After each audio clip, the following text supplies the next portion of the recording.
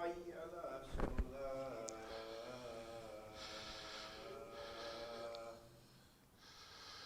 حي على الصلاة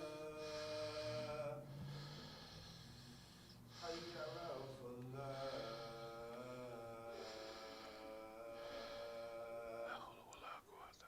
الله أكبر الله أكبر الله أكبر. لا إله إلا الله لا إله. بسم الله الرحمن الرحيم. الحمد لله. الحمد لله أحمده واستعينه واستهديه واستغفره وأؤمن به جل وعلا ولا أكفره وأشهد أن لا إله إلا الله وأشهد أن محمدا عبده ورسوله أرسله بالهدى ودين الحق ليظهره على الدين كله ولو كره المشركون. All praise belongs to Allah. We praise Him.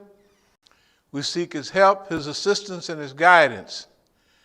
We believe in Him and do not disbelieve in Him. I bear witness that there is no God but Allah, and Muhammad sallallahu alaihi wasallam is His servant and messenger.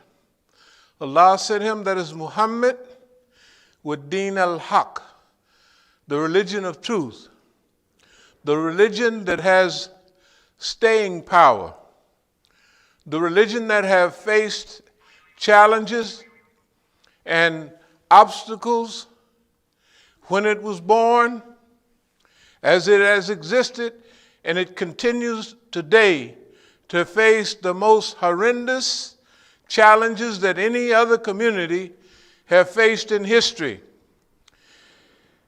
And we are blessed to be a part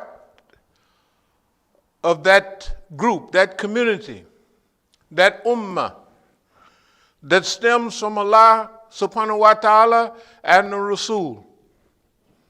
And we have a great host of Sahaba, companions, that dealt with that religion. They helped in the beginning establish that religion. And not only did they help establish it, after the death of the Prophet sallallahu alaihi wasallam, they were there.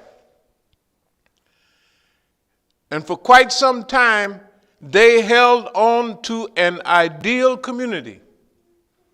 When I say ideal community, that means there are many idealistic concepts and ideas. Democracy is one, but you've never seen one before, right? Communism, each according to his ability, each according to his need. It's a nice concept, but you have never seen one, right? But this Islam, given to us by Allah subhanahu wa ta'ala, established on earth by the Prophet of Allah, right, has existed. That ideal community based on Al-Kitab, the book of Allah, right? That community has existed. It's recorded in history, right? People have seen it, and you see sparks of it around the world in different locales. A real, genuine Islamic community, right? That community was born under threat from the Romans, from the non-believers, from all kinds of groups of people. Later on, Genghis Khan and those people, they came down in the Muslim community, and they technically destroyed it, broke the back of Islam.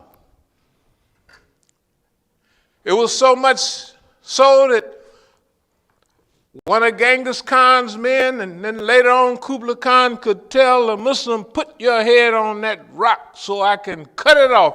It was so submissive, they would do it. But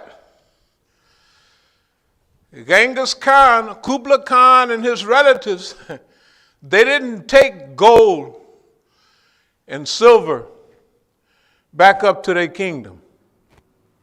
You know what they took? Islam. They conquered the Muslims, but Islam conquered them. Well, you see it happen. How you think Islam got all up to Central Asia? How do you think every other Afghani and Pakistani is named Khan? How you think it got there? Right? Right? Faizul Khan. Where did he come from? From Kublai Khan, from Genghis Khan. Right? That's why a great person in Afghanistan is a Khan or anything like that. So, even when the Muslims are conquered by the non-believers, Islam comes back and conquers them. That will be part of the talk today, but it'll be the part that we play in that, let's call it, Latinos have something they call about America. They call it Reconquista, the reconquest of America. So you ask yourself, well, have they done it? Well, if you're from Carolina, go down to Carolina, see how many Latinos you see there. How many did your parents see? None, right? Go to Mississippi. Who you see down there? Used to be Negroes down there, right? Who do you see there now? Who do you see now all over America by the millions? They conquered, they stole Mexico, northern Mexico, El Mexico del Norte. These people here stole California, Arizona, New Mexico, right? Texas. They stole all of that. They stole 1/4 of America, United States, from Mexico. They stole it. Reconquista is later on, those people come back, right? They talk about how bad Boss Man is, but what can Boss Man do with the border? Nothing. Boss Man do with the growth of Latinos? You know, when I came here, they had teen pregnancy. It was a big deal. Y'all remember that 20, 25 years ago? It was in the paper every day. How many black children do you see now? Teen pregnancy. How many black girls do you see going down the street with their tummy out? How many, just do a little research or think, hey, in the black neighborhood, going up and down the street lately, up and down the street. When I go back to California sometime, I was looking, here was a young girl about 17. She was pushing a cart with a baby in it, 2 babies on each side, and one right there in the tummy. You know, Negroes in 2000, 2000, they said it was 39 million each, right, of us and them. It ain't like that no more. Reconquista, the reconquest. Within a few years, you will see that America has been reconquered by the Latin community. And it's okay. It was theirs in the first place. But it's not going to reconquest the southeast of America. It's knocking on the door of all America. The Negro today is not the favored minority in America, especially in population, right? It is changing. So we all have hope in the wastaghfirullah li wa lakum.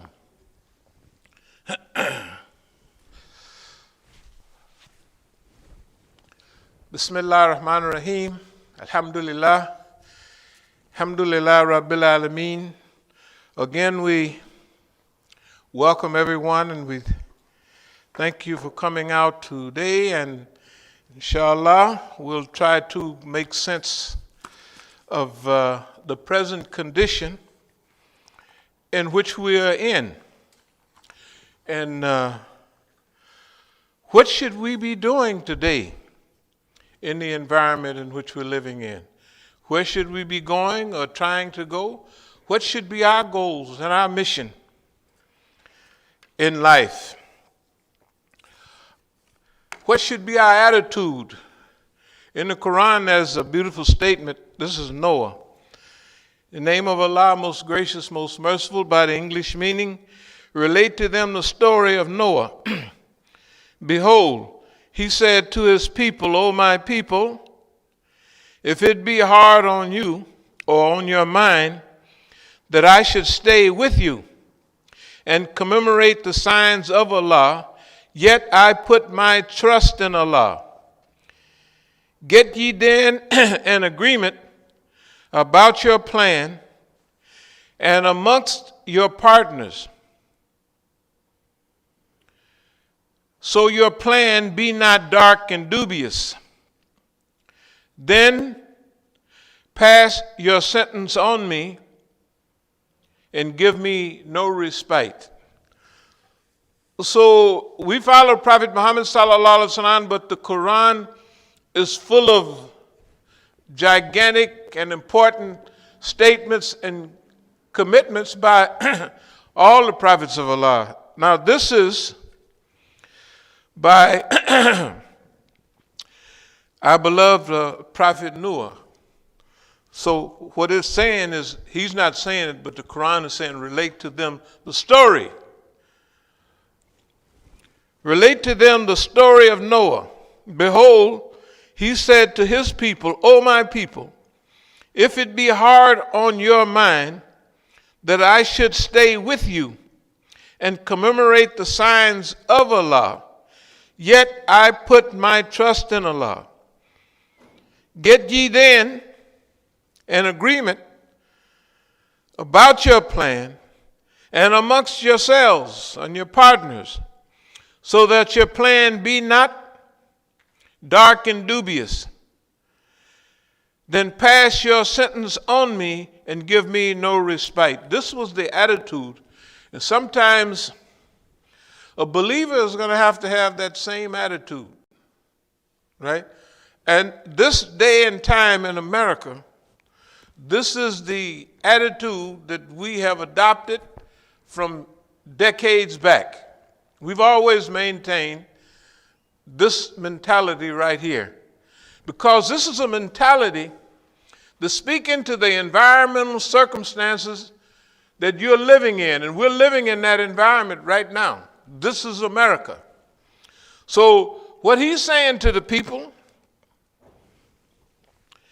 if it's hard on you that I'm staying here with you, you know, that I'm here amongst you, and I'm delivering the message that Allah subhanahu wa ta'ala gave me, and I'm giving it to you. Now, if you don't like that, all of you get together. All of you. Don't leave nobody out. And make your plan, but make it not dark and dubious. Don't make it like kind of obscure where nobody can really, did he mean this? Did he mean that? No. He's telling the people, all of you, get yourself together. And what I'm saying is, get yourself together for the 45th or the 50th time. That's what I'm saying today, so you understand what I'm talking about. And some of you have been around to know 20 of these floats, 15, some maybe 30.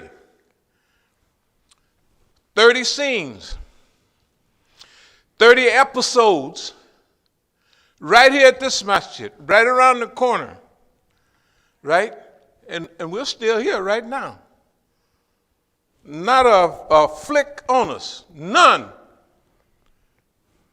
No, take it easy, I'm not upset at nobody. But every now and then, boss man started messing with you and you say, hold it, boss man. I'm not the one in trouble. Your behind is the one in trouble. And on top of that, you a big old punk. You got China with his foot sticking out of your behind. The rest of the world, you didn't just had the dumbest president in the world that handed America, right, to everybody on a silver platter to lick that all-day sucker and then slap it upside the head when it's through and gone about his business, and you still got that dummy running around making sure that America cannot rebuild itself, right? They cannot do it. So, as they say, it was a great song a long time ago. You probably saw it in a movie, but it wasn't. It was No llores por mi Argentina. Don't cry for me, Argentina. This was a great song, but it had a deep meaning. It was about one of the great ladies in history, you know. This great lady had rose from a lowly level to a higher level. Then she got cancer, and she was singing this song, "Don't Cry for Me, Argentina." I did everything I could. You probably saw it on the movie, but I'm just saying. Look here. Don't nobody have to feel despondent about Masjid al-Islam. Absolutely not. In fact, you know, the black lady, that Amoroso something or other. You remember she was on the news big time being around Trump. Then they cut off the movie because she was a black woman. And you know, Negro women might make you break your heart talking to you. Why, you small so-and-so nigga, you brrr, and then you'll be so mad, you know what I mean, you'll kind of lose your cool. They didn't want that woman talking for a minute, then that's it. Had the goods on Don. Wear them people out. She did, she wrote a book and everything. But to see her making a presentation and everybody looking and knowing it's too much for them to stand. So they just stacked the money up. It can be, right? That's what she did. Y'all sitting there watching this time. Boss man that got caught and getting another butt whooping. Yes, indeed, a good old behind kicking. Him and his Negroes. You have to have what we call optimism. If you turn bitter, like what they've done to them, what they've done to our leadership. One of our most famous brothers, when I first met him, we had some programs in California, Rebellion. But the talk and when he would talk about Atlanta in those days, you know, is somebody killing all of those black people? Brother Wrong got him all that black love, black. They had a wrong expectation of their people. They didn't grow the few years, bam, maximum pressure. Hey, didn't take no time, right? Why? Because it, right, looked like Berlin burning. You ever seen pictures of Watts, right? I mean, way more. He was standing there talking. The whole audience he was talking to was the police. What was going on? Tell him. I said, man, good response too. To sink roots. They didn't have time to gain experience. After looking at the whole thing for many, ranked up in 1980 researching. We didn't went around the country and just about talked to everybody. What was your experience? What happened?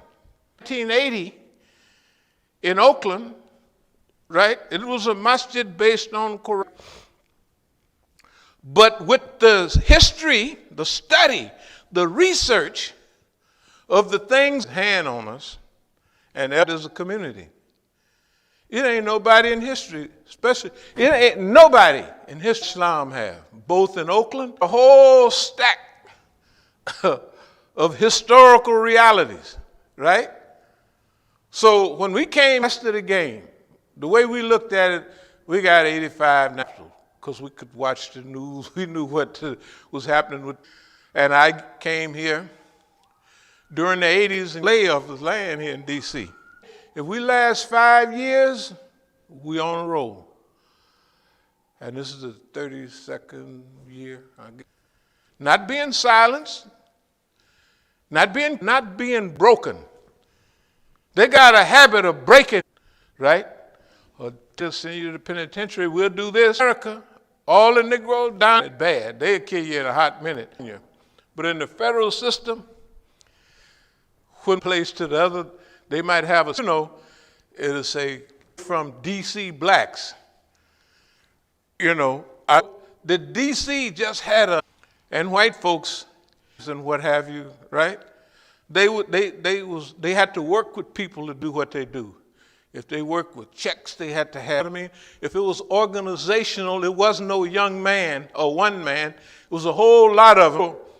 System always took in people. Now, D.C. being in time you commit, they could send you to. But it's like sending a state, right? Sending him a joint when everybody they dealing with kind of organized criminals. I'll tell you, you won't believe it. I didn't mean to talk about. When I was in Florida, I went to the federal penitentiary down there for a while. Then I signed a thing, transferred to close to home. So at that time, I was living in California.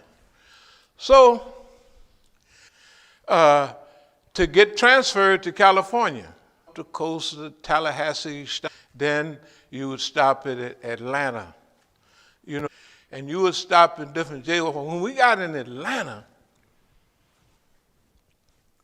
that's where we ran into the D.C. Negroes headed south and then going west. Now, this is the first time in the federal prison system, D.C. has a certain reputation. So D.C. state people that rob liquor stores and stuff like that, right? With, organizational. When you look at the TV, all the lawyers and all them big guys, they sending them to federal prison, right? Not all the looks in a trash can or something. It's a dumb crime, unnecessary. They go to state prison. The difference is federal prisons deal with people who cooperate, right? They're basically organized, all the organized criminals, right, go to federal prison. Okay? D.C. is a Federal Reserve. Everybody here can go, didn't go just out to Lorton. They was mixed in the whole, like they are now, in the whole federal system. When I was moved from Florida, I got a chance to hook up with a whole D.C. crew, Cadillac and all of them. Y'all might have heard the name. Boy, look at here. And so, when I was going to California, little jails or prisons, and they'd put you in the hole, and then the bus come and take you home. So I got a chance. This is the first time I'm with a whole crew of D.C. brothers. When we was in La Tuna, the biggest Mexican, he killed 2 federal agents, or had them killed. So in La Tuna, the Mexican had a nice little white boy, and so Cadillac and the brothers wanted to knock the little, so Cadillac just walks up to the Mexican, bop, hit him in the eye. And of course, the Mexican just looked at him and said, okay, fine. So when we got to California, I was telling Cadillac, I said, hey, man, this is a little different. Because when we was walking down the hallway, the brothers from D.C., at that time, Lompoc was just becoming a federal prison. They had cosmetology, where you do hair. They had all that. And so, and still, some of the people had some of their jewelry on because it was a FCI still. Now it's a U.S. penitentiary. So we walking down the hallway, and the brothers from D.C., ooh, look at these pretty niggas here. Because in those days, it's a long time ago, the California Negroes was wearing perms, and they'd be standing back. Ooh, look at that pretty nigga there. I said, Cadillac, that's the baddest nigga in the United States. That's the nigga that's head of the low riders or the head of, you know what I mean? But niggas look pretty in California. They look different. You know, like Jerry curls. People didn't wear no Jerry curls here hardly. They roll, right? California, they started calling them California curls because it's what, now they all got their hair all greasy and looking good, and the Negroes from D.C. come, ooh, look at these pretty niggas here. I'm gonna go on and get to say what I gotta say without giving all the embellishment. Finally, you know, some of the brothers from over here was encountering California brothers. So brothers told me to say, hey man, your homeboy talking about Cadillac, say, hey man, you got to tell the brother such and such and such. So before I could talk to him, you know, the Negroes, all that gang movement and swooping on people, that came from California. It didn't come from on this side. It was there first. And the big gang cities is Chicago, right? And LA. Everybody know that. So everybody playing like they playing baseball. All of a sudden, the whole crew swoop up on Cadillac. So he said, man, that's the first time I ever been scared in my life. I said, well, what did they tell you? They said, if you want some smoke, if you want something like that, we'll hook you up, but you can't come out here and take nothing. That's what they was telling him. And then, I'm just going to tell you, this is the first time, last time I saw Cadillac, he was being transferred. And he might have got transferred to, what's the name of that penitentiary? Not far from, in Illinois. You know, the big maximum security. Anyway, so there was other confrontations between D.C. brothers and California. So I'm from California. When I told the brothers out there I was going to D.C., they said, man, is you crazy? I said, no. I said, I got my reasons. So anyway, so this is the first time I ever saw white folks, Negroes, and everybody on the same team. You know what all of them wanted to do? They wanted to kill Cadillac. So it didn't happen in Lompoc. It happened somewhere else. But the D.C. brothers, true to form, they rolled back on them crackers. And, you know, that means they're going to do the rest of their life. They rolled back on them crackers. One thing about, well, all y'all got relatives. Some of y'all probably just got out of the joint a minute ago, so you know what I'm talking about. Here's the point. By acting improper in a certain situation or environment, people can bring all hell down on themselves unnecessarily. So the person I'm talking about, or the crew I'm talking about, used to hang out with another little crew from Kansas City. And if y'all been in prison, you know that certain type of prisons, they got a little slide up at the top of the cell, and down at the end, they push the button or the lever, and it unlocks all the cells. Then after they have a movement, they pull it back, right? And if you're not in an honor cell where you got a key to open it up, you can't get in and out of the cells for a certain length of time. So in the old time penitentiaries, in Leavenworth and all that places where I was, if you was laying on your bunk, when you heard the little slide go, right, you would sit up on your bunk, because that means nobody could come in and move, you know what I mean, and move on you.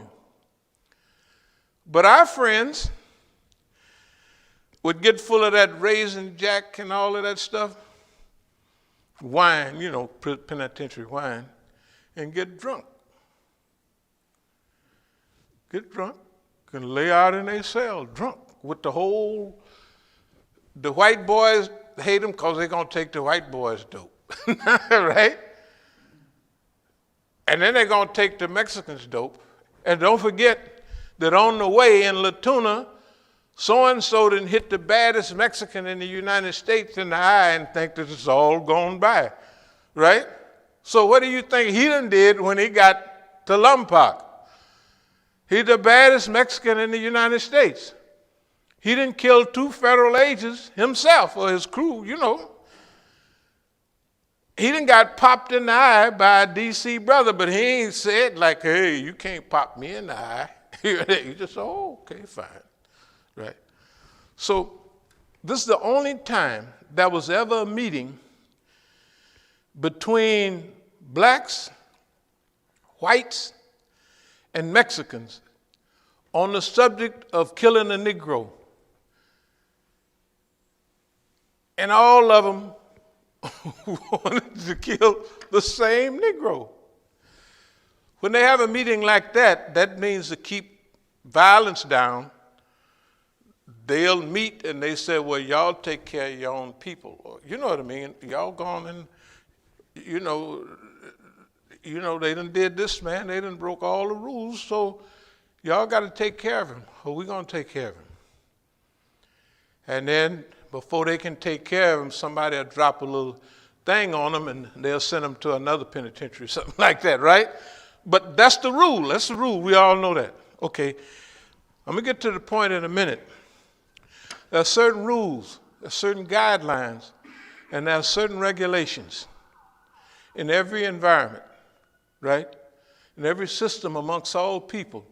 Here in the United States, we're living under a system that is just saturated with tattletales, stool pigeons, and snitches. Right here. Saturated amongst every group. And when you're a Muslim, you can expect that when you're looking out over, and especially if you're coming from our direction, we have been saturated in Oakland. At one time, we had as many as 10 masajid, and every one of them was controlled or managed by the police. Oh, tattletale Negro. Every one of them. Forget about it. Don't care whether it's Abdul Malik in Oakland or whoever down in San Jose or the mixed Arab and Pakistanis in UCLA, right? All that. And at one time they felt, we got this nigga. This is the way the government was thinking. And we just let them think like that. Then, when we got to where we wanted to be, we just flipped the script and said, no, this is what's going to happen, that's what's going to happen. So everybody packed up and left. They didn't did it here 2-3 times. When you got a house full of people, right? And all of a sudden, everybody pack up and leave. For most people to be by themselves or in small numbers is disheartening. They don't like that. But some people have been raised where they operate even better under that. They operate even better. Although to get the big job done, you have to trust in Allah for that big job, right? When Allah wants you to take care of business, Allah will take care of business. But in the meantime, you might be the tool to teach everybody else what's possible. So, if you go anywhere in D.C. and you ask about what Masjid al-Islam is all about, what are they going to say? They're Shias, they're this, they're that. Don't go there, right? I mean, is that generally the experience? Man, and they'll dream up a whole plethora of things that go on over here, but you'll never see them, right? You'll never see them. That's what's supposed to happen. That's what happens over there. And you'll see a few friendly people come through, then you'll never see them again. Because the goal of the government is to cut off, to isolate, right? Like a cancer in the body, if a little bitty something developed, all the cells get together to try to surround it. You know what I mean? And smother it out. But if it goes around to everybody, pretty soon the body gonna die, right? So the body, this American system has mechanisms from slavery time all the way up to now. And remember, police departments in America was formed for one reason. Does anybody know what that is offhand? Slave patrols. Slave patrols, right? That's what police departments, well, that's what they say in their own books. We got it downstairs. So, lately we went to a couple of movies. Last night didn't go to them, we just watching. Was about Lady Day, right? And the FBI and what they did to her. They didn't care nothing about her drug use. They cared about the song, Strange Fruit. You know, all them Negroes hanging on the tree, twisted mouth, right? Blood on the roots and all of that. The FBI took notice of that. They first took notice when it first came out in 1939. But they stayed with that all the way up to the 50s. They didn't want her to sing that song. And every now and then when she'd get upset about something, she'd sing that song. And they kept sending her to the penitentiary, trying to run her crazy and everything. So a lot of people don't mention her heroic stand. They tell you about Malcolm X, right? Martin Luther King, great heroes, but they don't talk about her. You know why? Because they don't even know, right? The young people don't even, or the middle-aged people, or even some of the old people didn't even know what was going on, right? They just thought she was a dope fiend, she was a heroin addict, and that's all it was. And our brother, Chairman Fred Hampton in Chicago, Rainbow Coalition. When you hear about the Rainbow Coalition, Uncle Jesse, Messy Jesse, right? You thought Jesse Jackson came up with the Rainbow Coalition, right? No, that Negro was the biggest thief in the United States. Jesse Jackson, he may be your hero, but he don't have nothing to do with us because he's a thief. Coming out with Martin Luther King's bloody shirt, right? Before Fred is in the ground, he moves to Chicago, right? Because he sees the ability to organize people. Rainbow Coalition, that's great. And he went there and got rich. They got all kind of niggas like that amongst us right now. And all the lawyers you see, they're winning all these millions of dollars, you know, those Negroes are chose. Some J. Edgar Hoover said, they'll never have another Messiah unless we give them to them. This is recorded that J. Edgar Hoover said that. You know, because COINTEL program. Number 2, prevent the rise of a Messiah that might unify and electrify the black community. They may become a Mau Mau. You know, even you don't hear nothing about Mau Maus now. You got to go look them up. You just don't know, right, our history and what people did. The point is, if there's a group that don't follow the line, that maybe have a little maturity and not maybe even want what they have. It takes work now. You got to not even to want what they can give you. Technically, that's the only way you're going to get big in America. I mean, really big. It's not to want, because if you're a singer, they're going to hit to you. If they got these black niggas running around talking rap music in the 80s and how we going da-da-da-da-da, then they're going to kill them off and they're going to hand you them niggas that's talking, kill that nigga, blow that nigga up, F that B-I-T-C-A, right?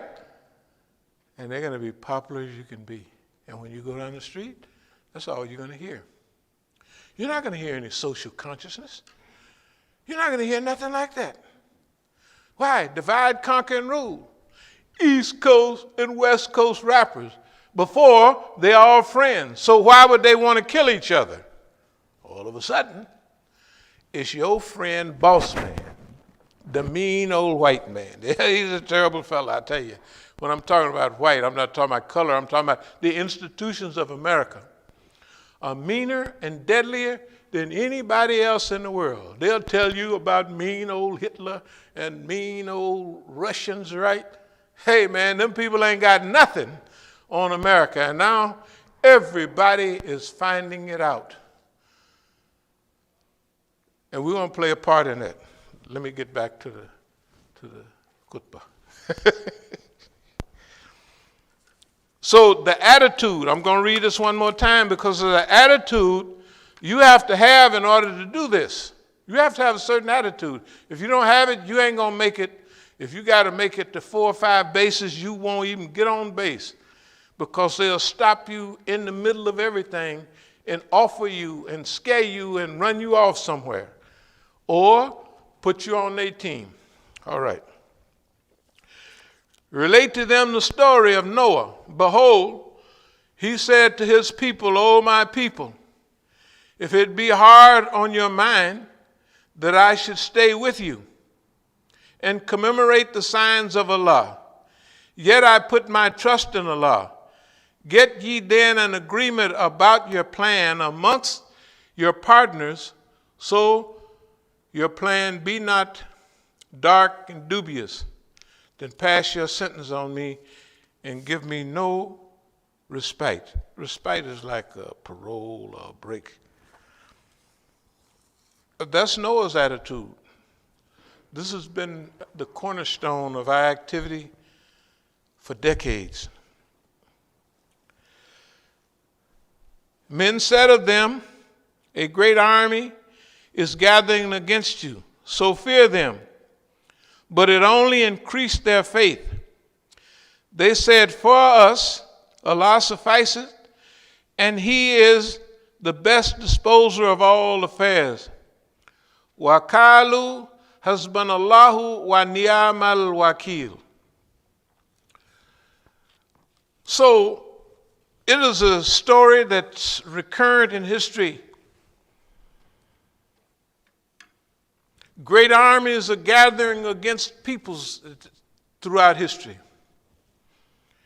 In this case, the Quran is telling us a great army is gathering against a certain people, right? But the solution, the characteristic that you should have, if the Quran directs you to do something, then it has a safeguard, a safety valve, a safety belt. It has a system already incorporated in that to give you the protection that you need to do the job. If Allah tells you to do something, you think, yeah, just go on and do this, just go on and do that. And, my responsibility is to tell you what to do, but not to cover your behind and look out for you, right? That ain't Allah. Allah subhanahu wa ta'ala is Ar-Rahman Ar-Rahim. We repeat it all the day. That means Arham is the word Rahama. It comes from Arham, womb. The womb, what is the womb? It is a place of safety and protection. You get all of what you need in there, right? And that's talking about it's Arham, womb means this is a protected, this is a guarded environment. Now, Do you think that we could deal what we deal with all this time? How to punk the FBI, repunk the FBI. You know what I mean?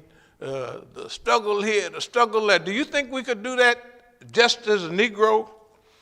Well, I'm a bad nigga, so that's what I can do because I'm a bad nigga. Do you think that's possible? Has it ever happened before? I'm just asking a question. How long do just bad niggas exist in America, just they a bad nigga? A couple of weeks maybe? A month? Maybe a year. Who knows? He ain't gonna be here long. He ain't gonna be here long enough to make no long-range plan, right? That's not gonna happen. Why? Because America got people going around listening and waiting to hear somebody, oh, their program don't fit with ours. Therefore, you get on the list within a week or 2 weeks, and according to how you sound and how you look, they gonna get rid of you, send you off somewhere, either to the poor house or the crazy house or somewhere, or you'll be strange fruit hanging on a tree, right? And if they don't like you, they'll put you like some of our brothers in the penitentiary until you die. You know, like in Louisiana, one of the Black Panthers, was that a few years ago? He had been in the penitentiary 42 years. And they was talking about, we're going to let him out. You know when they let him out? The day before he died. It's though they're sitting there waiting, they're counting his heartbeats. This nigga going to last another month. You can't let him go. He going to last a week. He ain't going to let him go. This nigga going to die tomorrow, probably. Let him go. Isn't that what they did? Y'all remember that? That's the way they treat us. One of the things I want to say, if we want to be slaves all for the rest of our lives, slaves. You know, they called D.C., when I got here, they were saying, man, this is the last plantation. Right? Am I lying? Or maybe they was just lying to me. This is the last plantation. If you want to be on the plantation for the rest of your life, you want your children to be on a plantation, you want to live happily with your relatives on a plantation, right? Or you want to get off, or you want to take the plantation, capture it, and change the whole flavor of resistance and lifestyle and all of that on that plantation and make it yours. In one way, we're some of the luckiest people in the world. We're right here in America. And we can reach boss man. Other people can't reach boss man. Other people cannot reach boss man. The reason they crushed the rebellion so fast is because it's internal. It's right up next to us. And the people like niggas just because they're niggas. You know, they tell you nobody likes you but the people here in America. Well, you get on a plane or a boat and go overseas and just stand out there, not as much as before, but people like niggas. Yes, they do. They like black people from America. Even when I go to South Africa now, you know what they like about me? This voice. And they'll write it in the paper. It's that drawl from America. They like the way niggas talk. They like the way niggas sing. They like the way niggas walk. Oh, they don't like the way niggas walk. Yes, they do. At Hodge, there's a group of people coming. Technically, they were Sudanese. And somebody said, oh, those are Americans, African Americans. I said, those are Sudanese.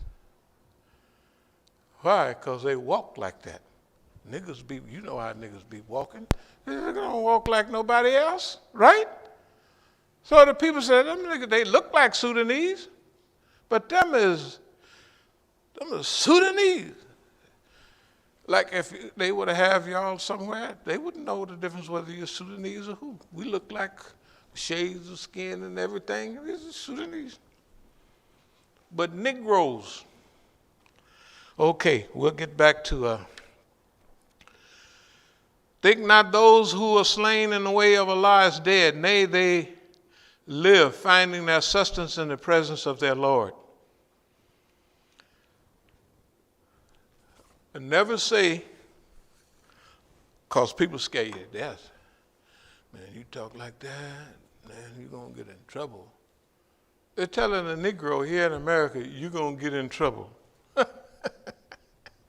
Nigga can't walk down the street. They stick their knee on your neck for 2 hours till you die. Beat you all upside the head. Do anything they want to you, right?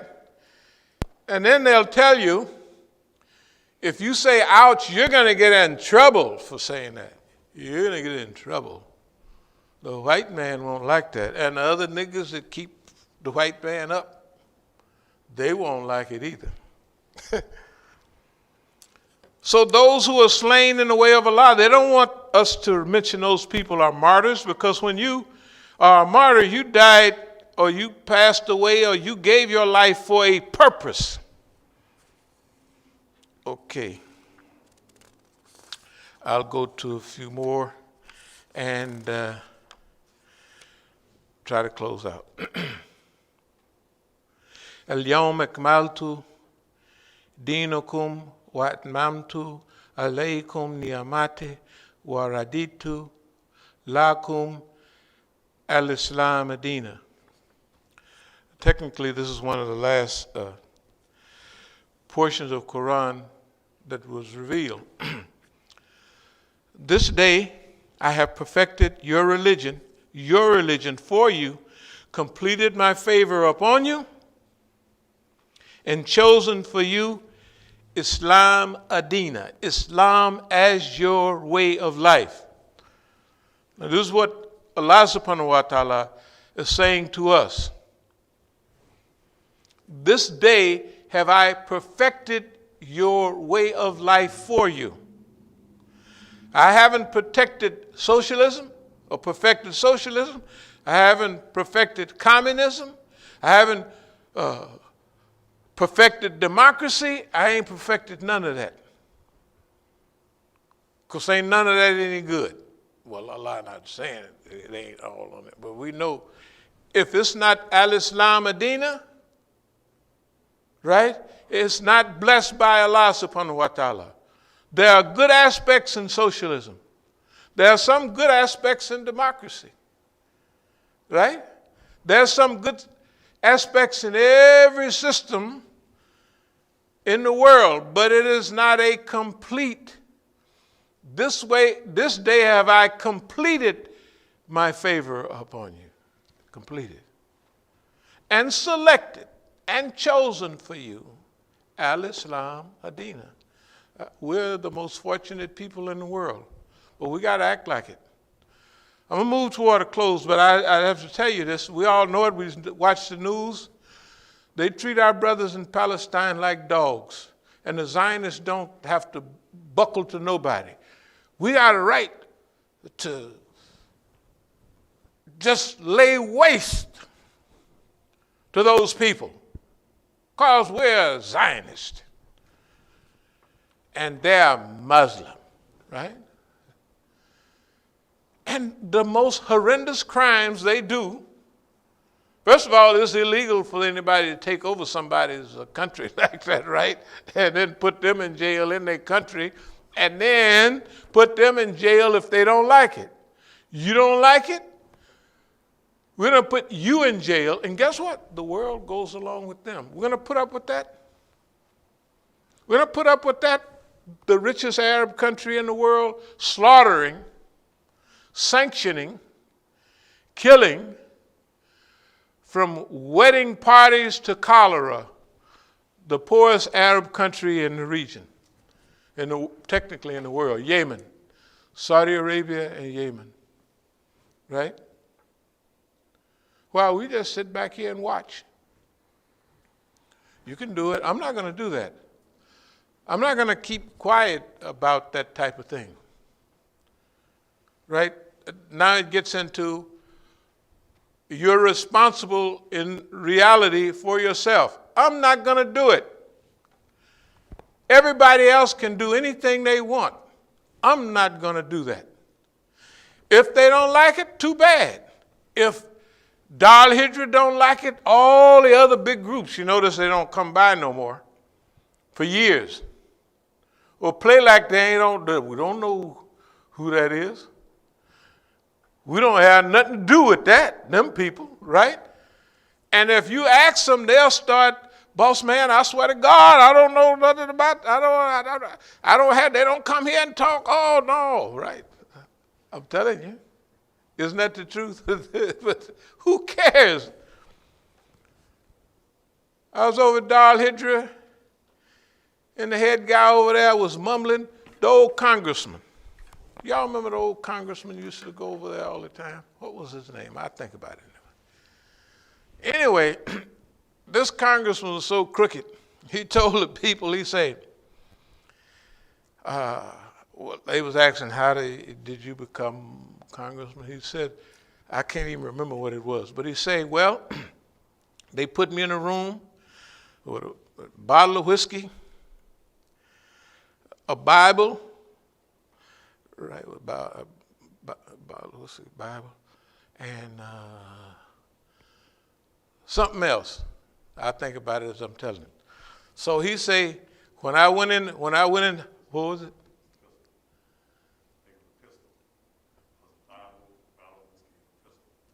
A pistol? No, it wasn't a pistol. It was, I think of it in a minute. I just get to telling the story. So he say, and my parents was watching me. They put me in that room. He say, I took the Bible up, put it under my arm, took the whiskey, and took a nice drink, and whatever else it was, he said, I just put that right in there with it and went on about my business, and I became a politician. Yeah, he became a politician. And the Muslims was laughing. And they were just happy as they could. And he was telling them, whatever you give me, I'm a professional liar. That's what I do. And the Muslims were so, the poor organizer of the program, like I'm talking now, he was stumbling in his words. He was mixing up Allah with the Prophet. He was so proud that bum was there. I said, man, this is pitiful. This is pitiful. We're not going that way. Okay, if 20 years ago we had some of the greatest demonstrations in the United States dealing with Palestine and all of that, right? Right here. You know, the last time they had me on anything, you may not believe this, and I'm going to close with this. We had a program downtown, and it was 500,000 human beings there. It wasn't just the Muslims, it was everybody. So everybody was chit-chatting and everything. So when it was my turn to speak, I just got up and I said a few words. Then I said to the people, I said, do you want me to teach you a phrase that when the world hears it, 1.5 billion people will love you for it? They said, yes. I said, okay, now, here's what we're going to do. I'm going to say something, we call it takbir. When I say takbir, I'm going to do it 3 times, then I want you to say Allahu Akbar. So I said takbir. They said Allahu Akbar. Takbir, Allah. Remember they was getting louder? They said it better than the Muslim. Them white folks, on the day of judgment, on their record, because that's on their record. They said Allahu Akbar. The only good thing on their record might be that they said Allahu Akbar 3 times. And they don't even know what they were saying hardly. Right? You never know. That might get them through the gate. You never know. I'm just saying. But that's what we told the people down there. And Rush Limbaugh, he then went to the happy hunting ground, or unhappy. He said that Imam Massa, or whatever he called himself, was teaching our people, talking about white folks, slogans that when those bombers blow up airplanes, they say those slogans. The people is crazy. The people is super duper crazy. I'm going to just say 1 or 2 more things, but I'm going to let you go on about your business. I tell you, when I was out in California, I go running every day up in the hills. You know, nice trails up there. Not like the ones right over this, but trails. They got deer, they got foxes, coyote, they got everything up there in the hills. Owls, you can see them. And so I went up to the hills to run. And as I went up there in the hills to run, I was confronted by something. And I was confronted by a certain reality. And as I was headed down the trail, you know, I realized, first of all, that we're out here and this is Allah's world. You know, when you get in nature sometime, you see that this is the way Allah created things to be. And out there, it brings you back to what you should be. It brings you back to maybe what your mission in life is. And it brings you back to something that tells you in your heart that I'm here for a reason. The trees are here for a reason. The water that waters them are here for a reason. The animals are here, whether static or migrating, everything is here for a reason. And then I am a human being. And you think this stuff every time you're out there walking around.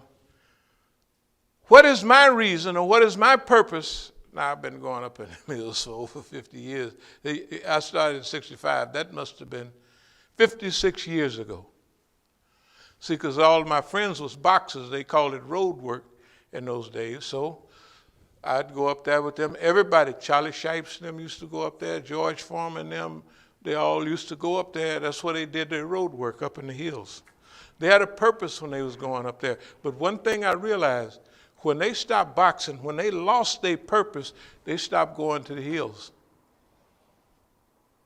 I kept going all along. You know why? Because I was going there for a different reason. My friends that was boxers brought me up there with them, and I ran along with them, but it have you in good shape. It puts you in a fresh environment. It have you visualizing things that you don't see 5 minutes away down in the lowland. Right in Oakland, you go right up to the hills, 5 minutes away, right, and you're in a whole new environment. That's what we're trying to do right here today, is put your mind and your heart in a different environment. Stop looking at boss man like he's the be-all and end-all of everything. That bum ain't going to be here but another 2-3 weeks. Well, I mean, a little longer probably. He ain't going to be here. What about us? What about your children? What about your family? Did you raise them to be servants or slaves? What about the economy? What in the world are you going to do when all the jobs is gone? You can't work and do that right now. Latinos is taking all the work you was doing because maybe you got lazy. I'm not saying Negroes is lazy, but everybody that do certain work like that, you know what they say? Man, I can't get niggas to do no work. Man, they come in on Tuesday, and leave on Thursday, and they want to get paid for the whole week. And they come in at noon and want to get paid for all day, right? And they say, homeboys come early in the morning, and okay, well, they changing. They getting lazy too. You know, you be here a while, America make you lazy. They still doing a little bit of work, and it's more than what we do, right? So they still got the jobs. What about everything else? Jobs? What jobs? They got a few Negroes in the movies, but all the Africans is making them movies now. You don't see no Negroes from America, and you see any? Maybe 2 or 3, I ain't gonna say it. It's 1 or 2 still there. But everybody else, Hollywood, you think you broke the door in there? No, you broke the door in for them. All our homeboys, we have nothing against nobody, but all our homeboys from England and everywhere else is over here now, right? Making all the movies. What are you going to do? What are me and you going to do? I'm telling you, it's a time for us to buckle down, dear believers. It's a time for us to buckle down. And ain't no sense of being afraid. If you got a pocket full of money and you scared, you might as well throw the money away, because your internal self is not structured. If you have $1 billion and you're not secure in your environment, you might as well throw the money away. The other thing is, if you got $100,000 and you're happy, it's better than having $1 billion and being unhappy, right? Well, I'm just saying that. See, and I'm going to really close with this. I done showed y'all pictures and all that. I have had substantial amounts of money in life and still run across it. We're going to sue the government for, let's see, $100 million just for California. I don't know how much we'll sue them from here. They've been just messing around. Ever since we've been here, they've been messing with us and our property, right? And this government in D.C. is the loosest government in the United States, because you can sue them anytime. I found out from the brothers in Lorton. Yeah, we're going to sue the government, we're going to get this and that, and then they was doing it. But if you try to sue the feds, you don't get hardly nothing, never, right? Because they keep everything meticulously together, right? They both, D.C. is worse than it was, and the federal government is loose. With us, they've lost. We've been doing this, and I'm going to close. We've been doing this part of it for almost 50 years, but this specific part for over 40 years. You can believe it or not, but we became good at what we've been doing, or we wouldn't be here. We just wouldn't be here. They wouldn't allow it. Psychological guerrilla warfare, boxing with boss man, all of that stuff, that's what we do. And right now, and I'm really going to close on this, right now, we're in a very critical point. It's critical for them.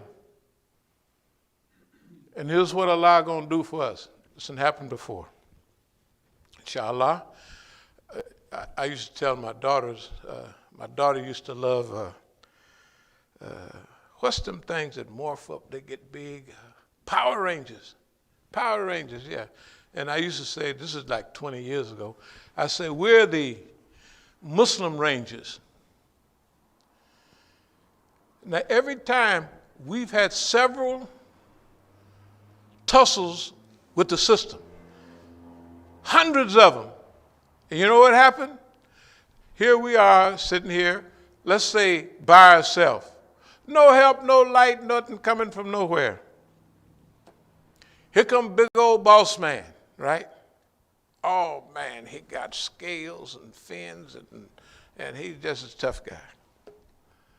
And what Allah do for us every time, you've seen it yourself, even if you've been here only a few years, Allah morph us up. We just get, Allah be, pretty soon here we are, swole all up, I'm telling you, it happened all the time. Allah swell us up, and we tussle with boss man and knock him out every time. And then Allah put us back in regular little human form. And then they lay around and watch, then they come back again. The same process. It's just like Brother Tufail and I used to call it the cereals. They used to have cereal. Not cereal that you eat, but, on TV they used to have that stuff. The trials of Imam Musa, or the episodes of Imam Musa, right?